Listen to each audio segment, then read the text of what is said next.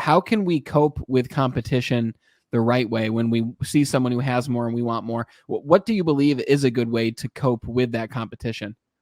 Well, that's a great question. I'd say a couple thoughts. So first is I like the one you brought up a minute ago, Brandon, which is this concept of you ask yourself, can I develop the skills to improve in the area where I perceive that person is better than me? Can I develop those skills? Do I want to develop those skills? That's first. The second one, which has really been really helpful for me, and I think for all of our listeners today, is this: at some point you have to say to yourself, if everything is important, nothing is important, which, by the way, is not my quote. I forget whose quote that is, but it's not mine. So if you write it down, don't give it to me.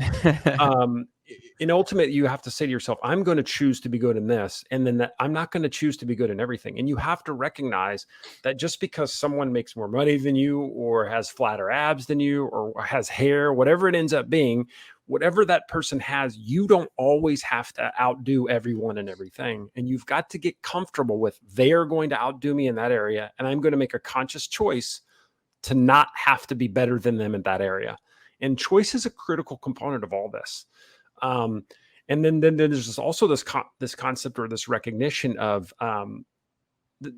however I'm put together, whatever skills that I've been given by whatever creator exists, are where I'm at today.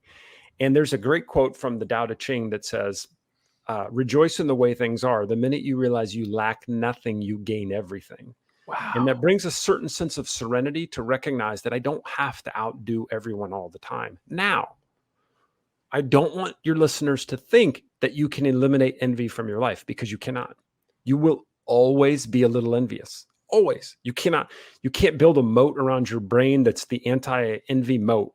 But what you can do is, when it comes, you can decide, I'm going to give it energy. I'm going to pour into it.